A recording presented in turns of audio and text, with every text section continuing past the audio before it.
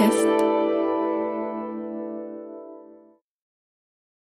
Le très honorable Jean Bardin présente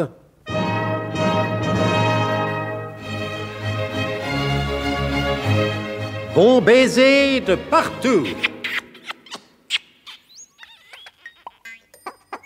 Une émission secrète de...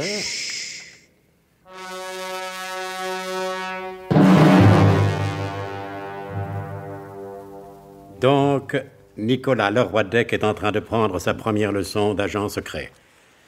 AMX-33, alias Théodule l'Étendard, lui sert de professeur. Oh, nous commençons par des notions tout à fait élémentaires, à la portée de cette intelligence assez frustre. Nous en sommes encore à l'étude des 12 commandements du parfait petit agent de renseignement. Merci, AMX-33, de ces utiles précisions. Nous vous laissons en compagnie de votre élève. Leroydec. Oui. J'espère que vous avez profité de la pause que je vous ai accordée pour finir cette bouteille de scotch, afin de fixer définitivement dans votre cortex cérébral les 5 premiers commandements du parfait petit agent secret. Oui, monsieur AMX-33. Quand on appelle un agent par son matricule, on ne fait pas précéder celui-ci de monsieur, madame ou mademoiselle. Ah, mais je vous ai pas appelé mademoiselle. Il ne manquerait plus que ça. Et moi, dites, quand est-ce que je vais en avoir un de numéro de téléphone? Oui, nous verrons plus tard. En attendant, vous avez compris? Quand vous dites AMX-33, vous dites AMX-33 tout court. D'accord, Théodule. Je vous écoute, mon ami. Premier commandement. Avoir toujours présent à l'esprit que, si la prudence est la mère de la sûreté nationale, la direction de l'Interpol est la belle-sœur de celle des renseignements généraux. Pas mal. Ah, pas mal. La bonne foi m'oblige à reconnaître que vous en sortez pas mal. Une mémoire de cheval, je vous dis. Enfin, sauf quand Vémen m'envoie aux commissions le samedi chaque Oui, fois. je sais. Vous oubliez s'il faut acheter du lait pasteurisé ou non. Vous voyez, j'ai de la mémoire, moi aussi. Comme la mienne, ça m'étonnerait. Voulez-vous que je vous dégoise le deuxième commandement? Non, mon ami. Petit piège. Le 4e commandement? En cas de coup dur, tirez d'abord et visez ensuite. Pendant que j'y suis, je vous balance le 5e. Allez. Oui. Pour s'asseoir, ne comptez que sur ses fesses. Et le 6e? Le 6e? D'abord, un adversaire supérieur en nombre, être plus fort que lui en calcul mental. Oh, je suis absolument navré de reconnaître que c'est parfait. Nous pouvons passer à l'étude des commandements suivants. Allons-y. Au téléphone, composez toujours un faux numéro pour mieux dissimuler celui qu'on désire obtenir. Comme de toute façon, on ne l'obtient pas non plus, autant se servir de pigeon voyageur. C'est une opinion qui n'est point exprimée dans les 12 commandements du parfait agent secret. N'oubliez pas qu'un agent peut être appelé à travailler dans un pays où le téléphone fonctionne normalement. Je poursuis. 9e commandement. Savoir imiter à s'y méprendre le cri de la langouste en chaleur et l'appel nostalgique du ver solitaire au fond des bois. Ah ça, Théodule, je compte sur vous pour me donner des tuyaux, je suis pas très musicien. 10e commandement, ne jamais flirter avec une femme sans avoir préalablement vérifié si ce n'est pas un homme. Comptez sur moi. Très important, le 11e commandement.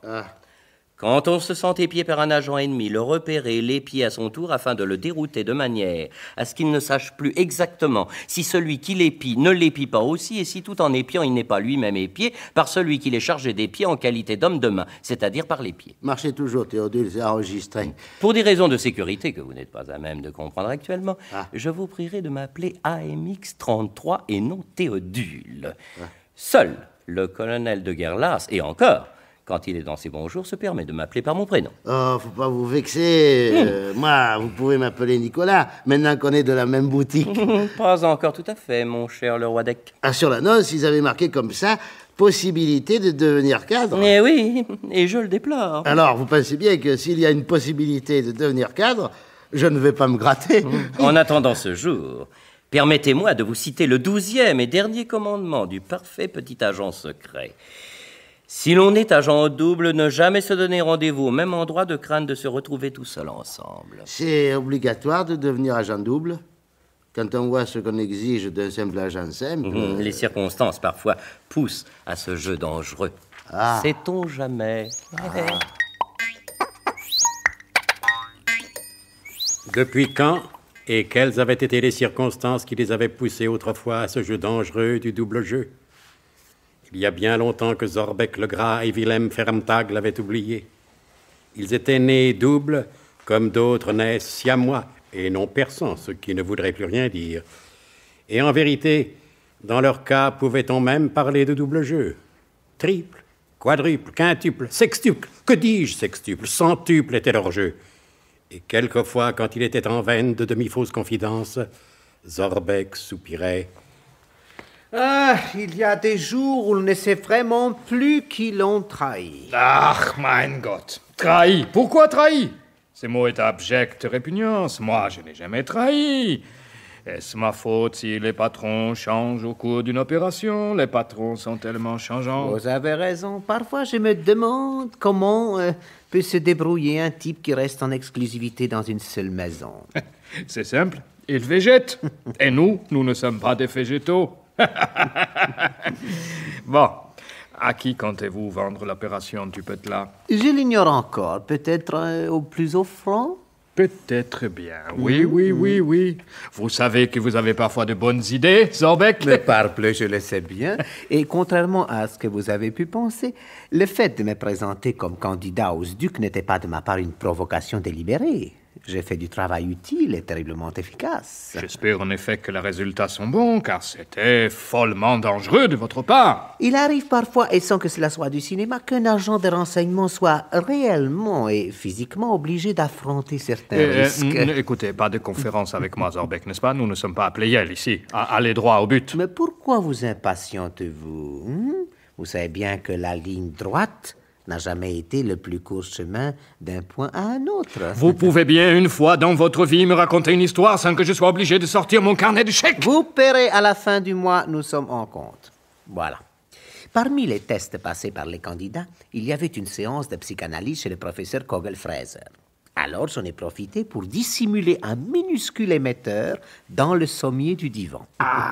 Dès que quelqu'un s'allonge sur ce divan, cela met automatiquement l'émetteur en marche et je n'ai plus qu'à enregistrer ici même, dans mon bureau.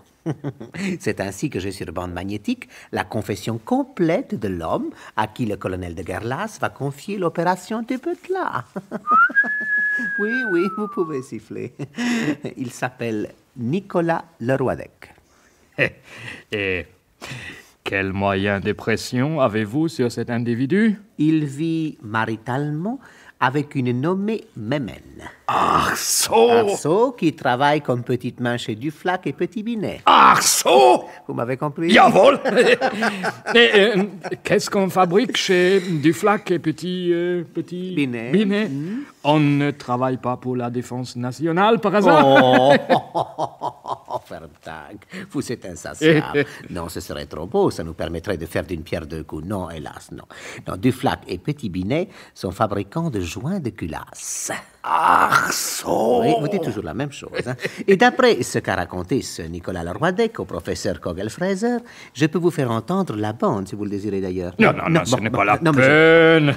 Exceptionnellement, je vous fais confiance. Bon, alors je continue. D'après ce qu'il a raconté au professeur Kogel-Fraser, nul besoin d'être fin psychologue pour deviner que celui qui tiendra la fille tiendra le bonhomme. Arceau! Encore. Je commence à comprendre. Alors, l'étendard, que pensez-vous de notre nouvelle recrue? Oh, c'est moi qui suis recrue de fatigue. Ah, vraiment? Et pourquoi? Parce qu'il est fatigant. Voyez-vous, l'étendard, je me demande parfois si vous possédez cette patience qui est indispensable au vrai chef. Voici un garçon qui arrive plein de bonne volonté, mais ignorant tous les arcades de notre métier. Je vous demande de l'instruire, parce que je n'ai pas le temps de le faire moi-même, et cette noble tâche vous rebute. Vous rebute mon meurtre. Oh, vous ne m'empêcherez pas, mon colonel, de penser que Nicolas Leroidec n'est pas l'homme de l'opération du Petla. Qu'en savez-vous? Puisque vous ignorez tout de l'opération du Petla.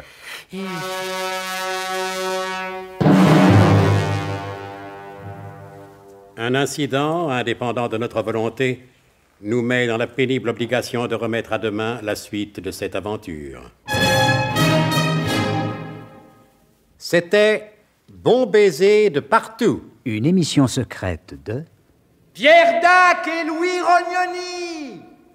Avec Roger Carrel, Georges Carmier, Pierre Dac, Claude Dasset, Paul Prébois, Alain Roland. Décryptage et mise en code, Jean-Wilfried Garrett.